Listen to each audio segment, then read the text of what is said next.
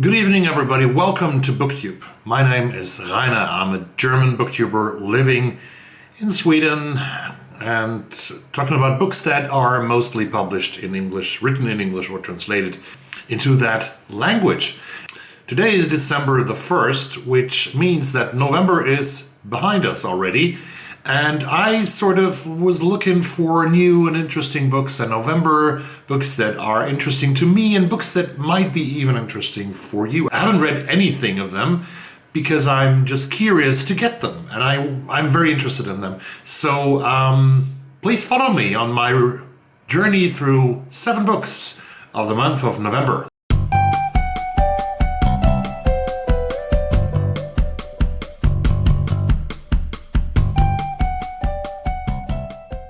The first one is a novel by an American, as I understand, a Soviet-American comedian and satiric author named called Gary Shteyngart, and he wrote a novel called Our Country Friends that was published by Random House on November the 2nd. In the rolling hills of upstate New York, a group of friends and friends of friends gather in a country house to wait out the pandemic.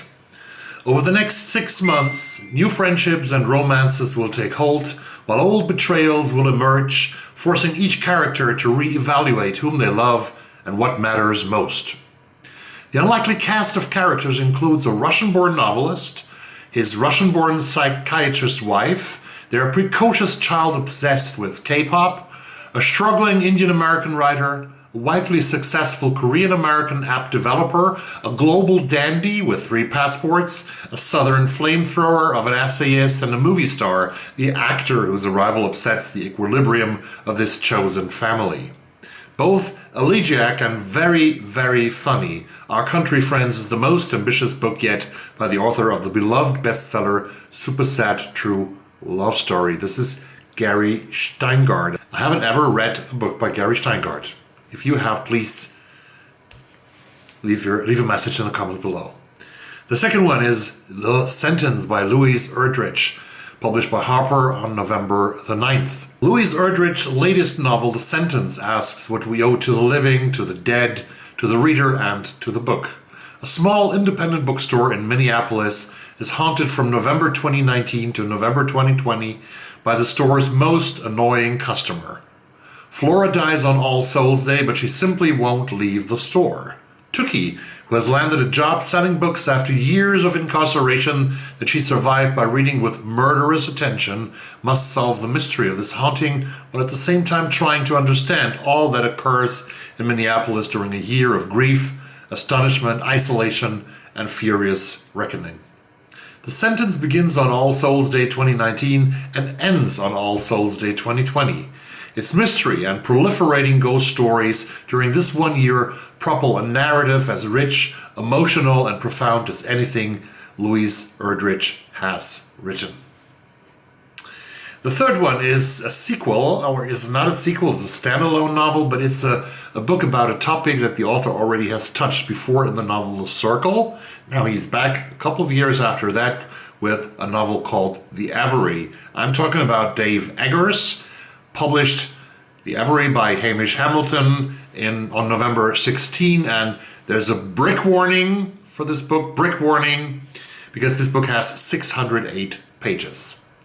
When the world's largest search engine, social media company, merges with the planet's dominant e-commerce site, it creates the richest and most dangerous and, oddly enough, most beloved monopoly ever known, The Avery. Delaney Wells is an unlikely new hire. A former forest ranger and unwavering tech skeptic, she charms her way into an entry-level job with one goal in mind: to take down the company from within. With her compatriot, the not at all ambitious Wes Makazian, they look for the company's weaknesses, hoping to free humanity from all-encompassing surveillance and the emoji-driven infantilization of the species. But does anyone want what Delaney is fighting to save? Does humanity truly want to be free? Studded with unforgettable characters and lacerating set pieces, The Avery blends satire and terror while keeping the reader in breathless suspense about the fate of the company and the human animal. The Avery by Dave Eggers. I'm looking more and more into graphic novels, and the next one is a graphic novel coming from South Korea. This is The Waiting by Keum Gendry-Kim, published by Drawn and Quarterly on November the 2nd. Keum Gendry-Kim was an adult when her mother revealed a family secret. She had been separated from her sister during the Korean War. It's not an uncommon story. The peninsula was split across the 38th parallel, dividing one country into two. As many fled violence in the north, not everyone was able to make it south. Her mother's story inspired Gendry-Kim to begin interviewing her and other Koreans separated by the war. That research fueled a deeply resonant graphic novel. The Waiting is the fictional story of Guia, told by a novelist's daughter Gina. When Guia was 17 years old, after hearing that the Japanese were seizing unmarried girls, her family married her in a hurry to a man she didn't know. Japan fell, Korea gained its independence, and the couple started a family. But peace did not come. The young family of four fled south. On the road, while breastfeeding and changing her daughter, Guia was separated from her husband and son. 70 years passed. 70 years of waiting. Guia is now an old woman, and Gina can't stop thinking about the promise she made to help find her brother. Expertly translated from the Korean by the award-winning translator Janet Hong.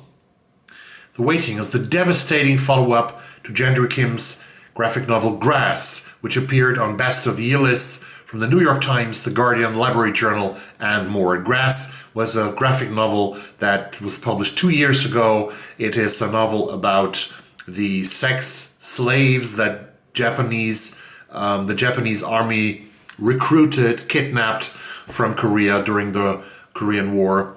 And it's a horrible story that still is very active in memories and in repercussions into the present history of these two countries, Korea and Japan.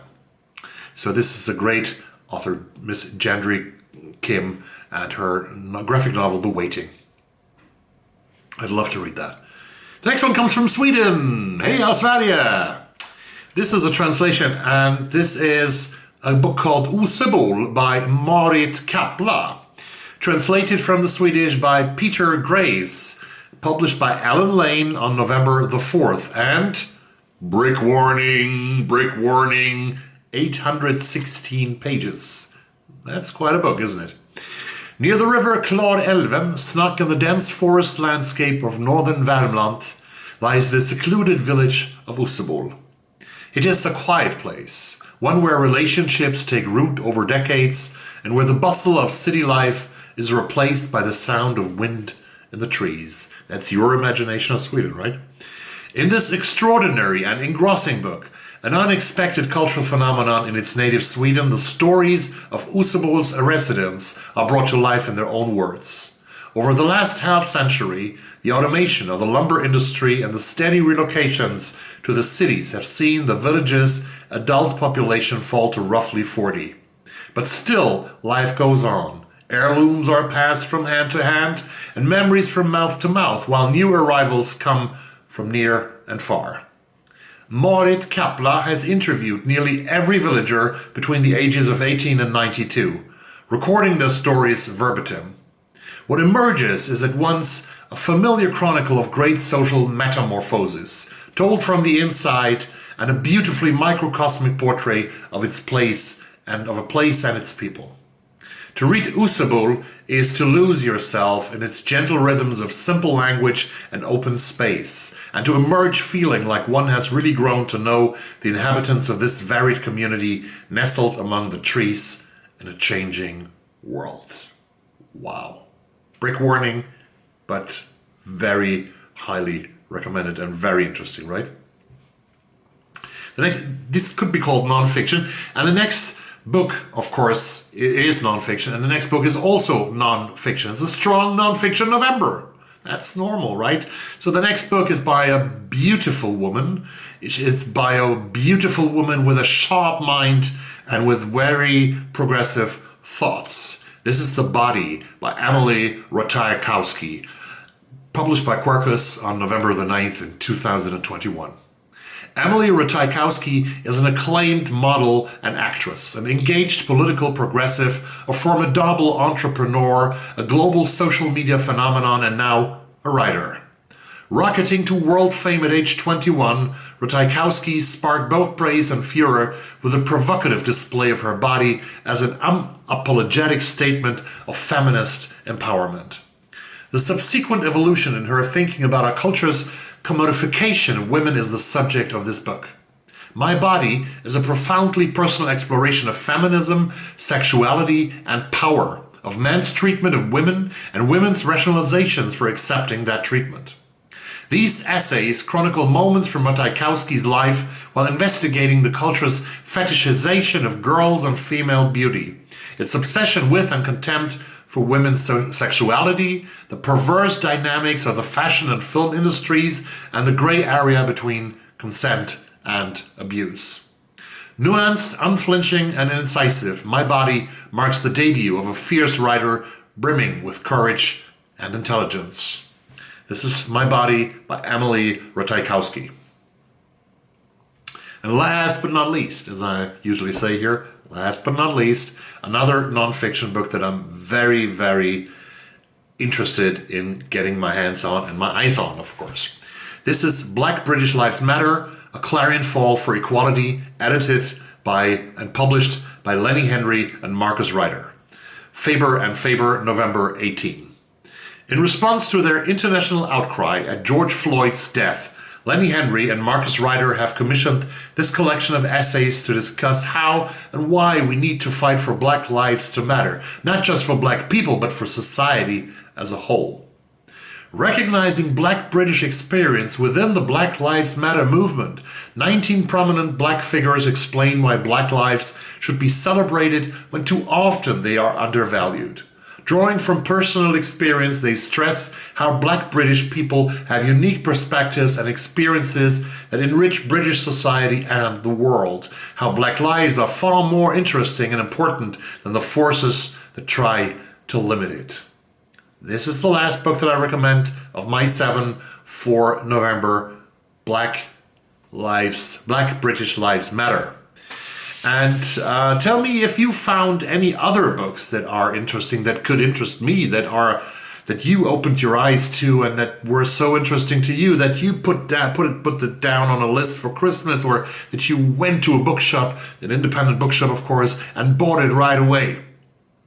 Or that you told your library to get it as soon as possible so that you can borrow it from the library.